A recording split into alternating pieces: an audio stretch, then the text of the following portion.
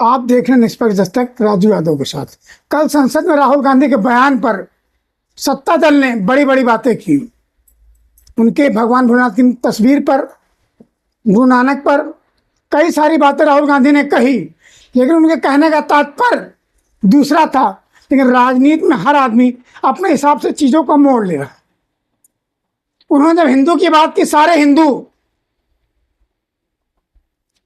लड़ाई की बात करते हैं, उग्रवाद की बात करते हैं, तब उसको विपक्ष ने ले लिया।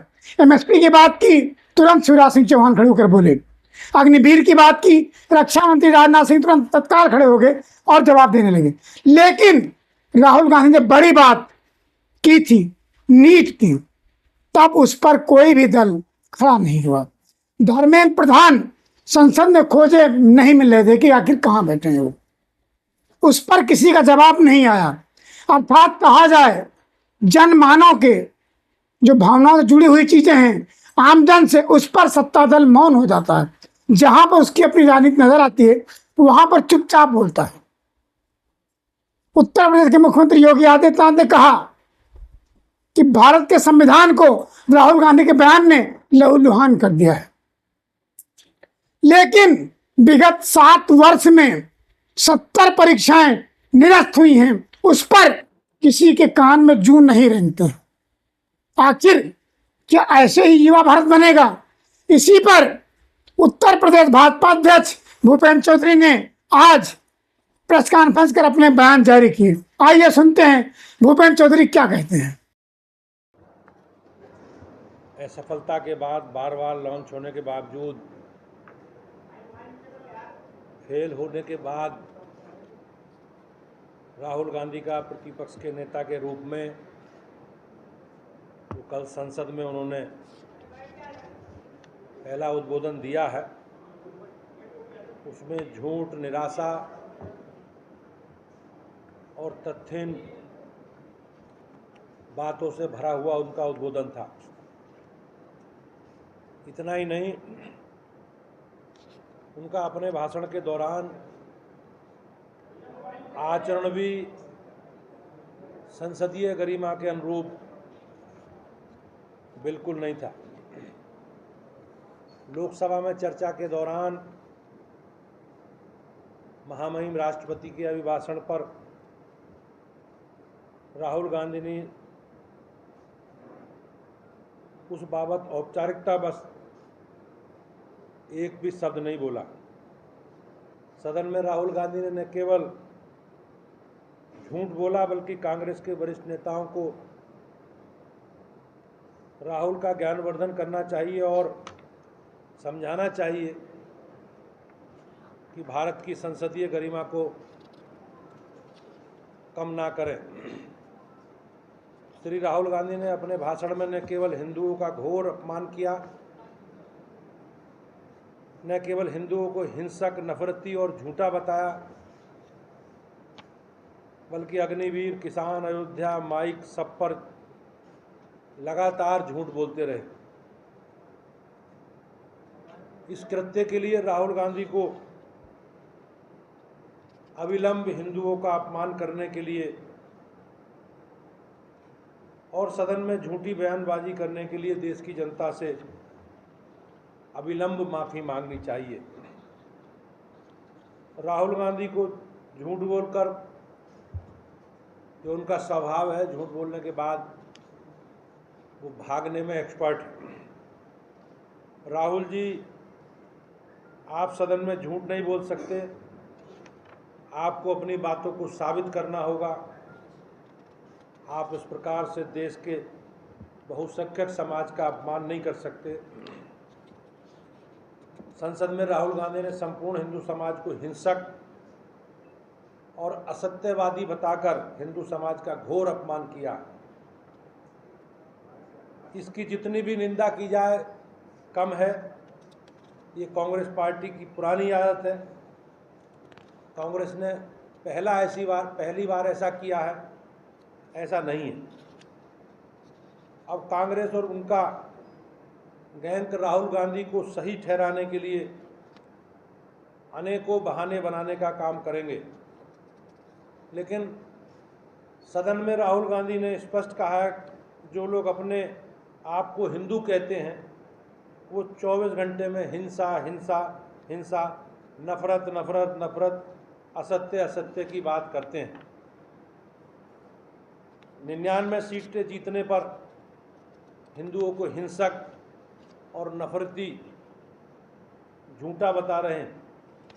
ये बताता है कि इनकी असल मंशा क्या है।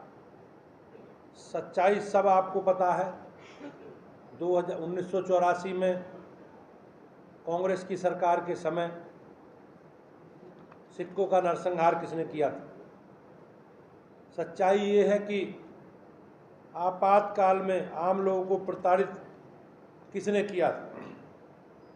सच्चाई ये है कि संतों पर गोली चलवाने का काम किसने किया था? राहुल गांधी पंजाब पश्चिम बंगाल में हुई घटनाओं पर कुछ नहीं बोलते। केरल में अपने सहयोगियों की हिंसा बढ़ाने की तहरीरों पर कुछ नहीं बोलते, लेकिन हिंदुओं को बार बार बदनाम करने का काम करते हैं।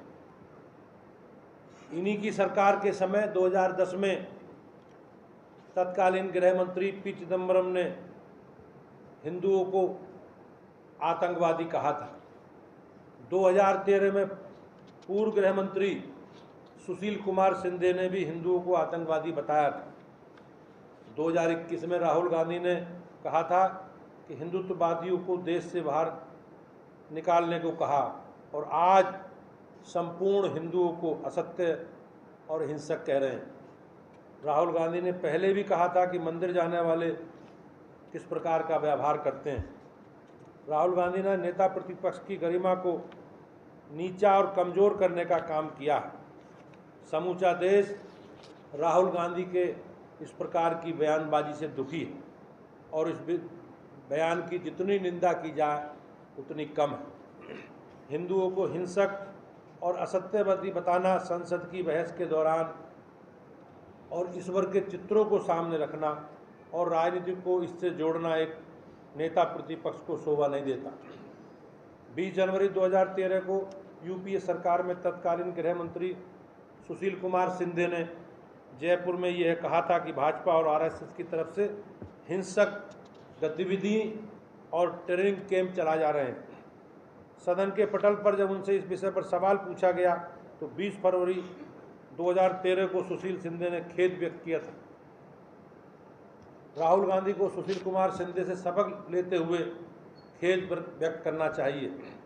जब आप सत्ता में थे तो आपके पास सब चीज़ें थीं, तब भी आपने झूठ बोला और सदन के पटल पर अपनी गलती मानी। आज भी आप झूठ बोल रहे हैं। कर्नाटक कांग्रेस के कार्यकारी अध्यक्ष जो उस समय पीडब्ल्यूडी मंत्री हैं सतीश जारकिहोली भी हिंदू शब्द का गलत शब्द बोल चुके हैं। इनकी भारत जोड़ो यात्रा में जॉर्ज पोनिया ने कहा था कि भारत की धरती को इतना अपवित्र मानता हूं कि मैं जूते पहनता हूं ताकि इसका स्पर्श न हो जाए। इनके गठबंधन के लोगों ने हिंदू धर्म के नाश के लिए उसकी तुलना कोरोना जैसे वायरस से की है। सदन में भगवान शंकर, गुरु नानक देव के चित्र दिखाना, गलत अभय मुद्रा पर भी बातें की हैं। आज राहुल गांधी ने अभय मुद्रा की बातें करते हुए इस्लाम में भी अभय मुद्रा की बात बताती, जबकि इस्लाम में कोई चित्र नहीं होता, तो उन्हें अपने अभय मुद्रा कहाँ से दिखी? राहुल को इसकी कोई इल्म नहीं है, या ऊपर से कोई फजल हुआ है जो उन्हें अभय मुद्रा दिखाई दी है। संसद में जिस तरह भगवान श्री शंकर के चित्र को दिखाया गया था वह बेहद आपत्तिजनक है। इस पर लोकसभा अध्यक्ष ने कहा था कि जिनको हम पूजते हैं उनके ऐसे चित्र यहाँ प्रस्तुत नहीं कर सकते। राहुल गांधी भगवान शिव जी की तस्वीर दिखा रहे थे और कहते हैं कि हम हिंदू धर्म की शक्ति से लड़ेंगे, जबकि शिव और शक्ति एक ही है। राहुल गांधी ने बहुत सारे ईश्वर का नाम लिए, लेकिन राहुल गांधी ने लोकसभा में ईश्वर के नाम की शपथ क्यों नहीं ली? जब राहुल गांधी ईश्वर के नाम की शपथ नहीं ले रहे तो ईश्वर की निष्ठा रख रहे हैं, तो फिर इस प्रकार के चित्र क्यों दिखा रहे हैं? 2014 में राहुल गांधी ने शपथ ईश्वर के नाम की ली थी। फिर 2014 और 2024 में ऐसा क्या बदल गया कि ईश्वर के नाम से शपथ से सत्यनिष्ठा पर आ गए और फिर सदन के पटल पर ईश्वर के चित्र दिखाने लगे। इसलिए राहुल गांधी को गंभीरता और परिपक्वता के साथ अपनी जिम्मेदारियों का निर्वहन करें और आचरण करें। इसके अलावा राहुल गांधी ने संसद में अनेकों झूठ का सहारा लिया, जैसे अग्निवीर। राहुल गांधी ने कहा कि अग्निवीर योजना में शहीदों का कोई मुआवजा नहीं दिया जाता, मगर इससे बड़ा झूठ नहीं हो सकता। संसद में माननीय रक्षा मंत्री राजनाथ सिंह जी ने तुरंत राहुल के झूठ को एक्सपोज करते हुए कहा कि अग्निवीर योजना में शहीदों को 1 करोड़ की धनराशि सहायता के रूप में प्रदान की जाती है। राहुल जी को केस स्टडी कर अपने तथ्यों को दोबारा देखना चाहिए। ऐसा पहली बार नहीं है जब कांग्रेस ने सेना पर सवाल खड़े किए हैं। कांग्रेस पार्टी ने पहले भी हमारी सेना को कटघरे में खड़े करने का काम किया और देश को भ्रमित करने का प्रयास किया। बाद में उन्हें इसके लिए माफ़ी मांगनी पड़ी। राहुल गांधी बार बार संसद में माइक बंद होने की बात करते हैं। राहुल गांधी ने स्पीकर महोदय को माइक बंद करने की और सांसदों को बर्खास्त करने की बात करते हैं, जबकि जिस आसन से बोलने के लिए कहा जाता है उसका माइक कभी बंद नहीं होता। आसन पर सभी दलों के सांसद समयानुसार बैठते हैं। कभी भी इस तरह से नहीं किया गया कि माइक बंद किया जाता हो। वैसे भी आसन के पास माइक को बंद करने या ओपन करने का कोई स्विच नहीं है। राहुल गांधी ने अयोध्या में मुआवजे पर भ्रामक बातें कही। राहुल गांधी ने कहा कि अयोध्या में लोगों की ज़मीन ले ली गई है लेकिन मुआवजा नहीं दिया गया, जबकि सच्चाई कुछ और है। उत्तर प्रदेश सरकार द्वारा और प्रशासन ने अयोध्या में लोगों को दिए गए मुआवजे के आंकड़े विधिवत रूप से जारी किए हैं। राहुल गांधी ने कहा है कि सरकार ने किसानों को आतंकवादी बताया। राहुल गांधी के इस झूठ का भी तुरंत खुलासा होगा और इसका प्रूफ देने की मांग की गई। आप सदन के पटल पर झूठी बातें नहीं कह सकते। राहुल गांधी ने कहा कि सरकार किसानों को एमएसपी नहीं देती। राहुल गांधी के झूठ की पोल खुली है। स्वयं कृषि मंत्री श्री शिवराज सिंह चौहान ने कहा कि राहुल गांधी सदन में गलत बयानबाजी कर रहे हैं। एमएसपी पर खरीद जारी है। उनकी सरकार थी तब बताएं कि एमएसपी पर कितनी खरीद होती थी और ये सत्यापित करें कि एमएसपी पर खरीद नहीं हो रही। इस पर राहुल गांधी ने बात पलट दी। राहुल गांधी ने संवैधानिक पद लोकसभा अध्यक्ष पर भी गैर जिम्मेदाराना टिप्पणी की है, जो बहुत ही दुखद। ये पहली बार नहीं हुआ जब राहुल गांधी ने प्रेस क्लब में स्वयं अपनी पार्टी के गठबंधन की सरकार के पारित ऑर्डिनेंस की प्रति को फाड़ दिया था। यूपीए सरकार के समय संवैधानिक व्यवस्था को कांग्रेस की गैर संवैधानिक व्यवस्था नेशनल एडवाइजरी कमेटी के अध्यक्ष के रूप में श्रीमती सोनिया गांधी चलाती थी।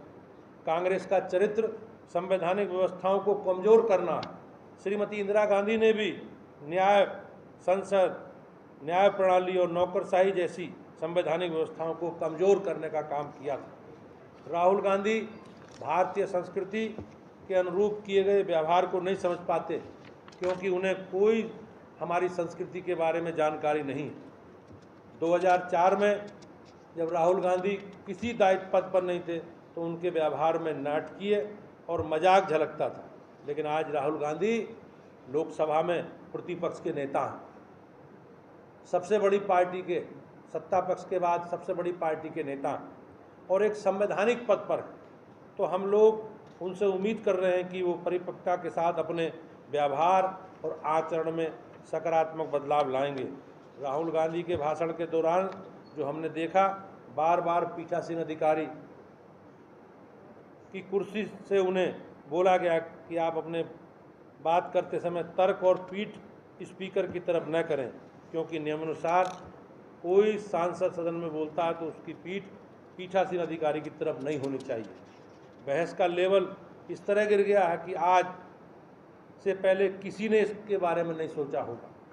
श्री अटल बिहारी वाजपेयी, श्री लाल कृष्ण आडवाणी जी, श्री जॉर्ज फर्नांडिस, श्री प्रणब मुखर्जी से नए सांसद बहुत कुछ सीखते हैं, लेकिन राहुल गांधी के नेता प्रतिपक्ष होते हुए भी सांसदों के पास सीखने के लिए कुछ बचा नहीं। आज संसद में अपने पहले सत्र में वरिष्ठ सांसदों से सीखते हैं, लेकिन 282 नए सांसदों को अपने पहले सत्र में उचित माहौल देखने को नहीं मिला। राहुल गांधी ने संसदीय लोकतंत्र के स्तर को पूरी तरह से गिराने का काम किया है। संसद किसी नेता या किसी परिवार से नहीं, अपितु व्यवहार और नियम से चलती है। इस प्रकार का व्यवहार, इस प्रकार का राहुल गांधी का बयानबाजी का निश्चित रूप से हमारे लिए, हमारी परंपराओं के लिए, संसद के लिए और उनकी जो गरिमा है, उन गरिमा को नुकसान पहुंचाने वाला है। धन्यवाद। ये थे उत्तर प्रदेश के अध्यक्ष भूपेंद्र चौधरी जी ने, जिन्होंने कल राहुल गांधी के बयान पर सफाई दी। लेकिन जब उनसे सवाल की बात किया गया, तुरंत वो उठकर खड़े हो गए और चल दिए। यानी पत्रकार वार्ता बुलाई तो जाती है सिर्फ अपनी बात कहने के लिए, उनसे न सुना जाता है, न उनकी बात से कोई सरोकार होता है कि आप जवाब दीजिए। पत्रकार के सवालों का जवाब देने से बचते नजर आए उत्तर प्रदेश भाजपा अध्यक्ष भूपेंद्र चौधरी। तब तक की खबरों को देखने के लिए आप लगातार देखते रहिए निष्पक्ष दस्तक।